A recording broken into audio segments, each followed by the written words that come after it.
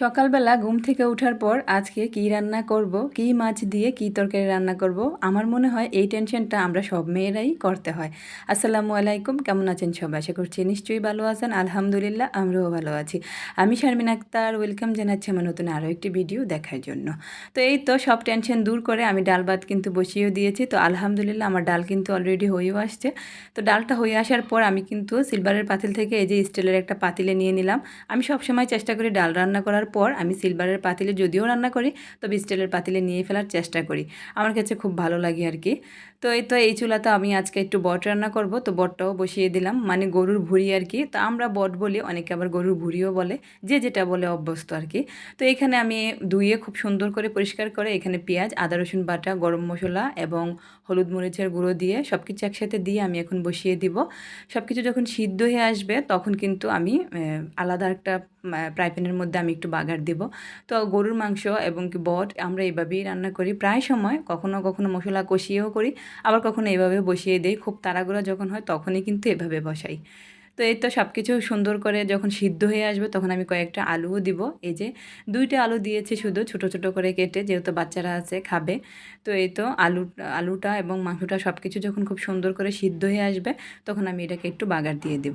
তো বাগারের জন্য এখানে আমি দিয়ে দিলাম পেঁয়াজ এবং তেজপাতা, দারচিনি দিয়ে খুব সুন্দর করে যখন লাল হয়ে আসবে তখন কিন্তু আমি বটটাও দিয়ে দিব। এই তো আমি বটটাও দিয়ে দিলাম।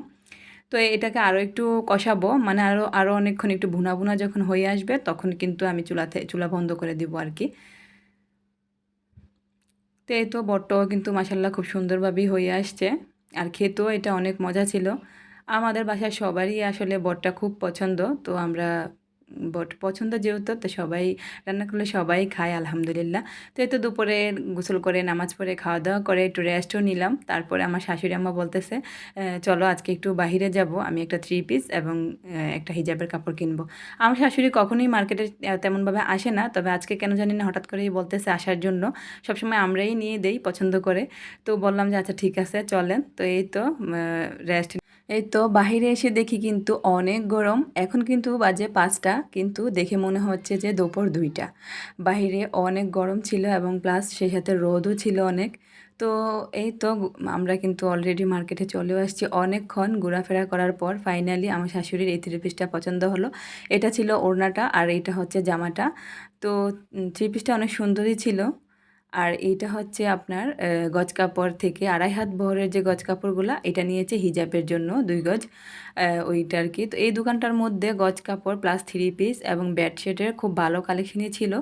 তো এই তো আপনাদেরকেও দেখিয়ে দিচ্ছি। তো আমার ছোট্ট ভিডিওটি যদি কারো ভালো লেগে থাকে তাহলে অবশ্যই লাইক কমেন্ট এন্ড শেয়ার করবেন। আর ভালো থাকবেন সবাই। আল্লাহ হাফেজ, আসসালামু আলাইকুম।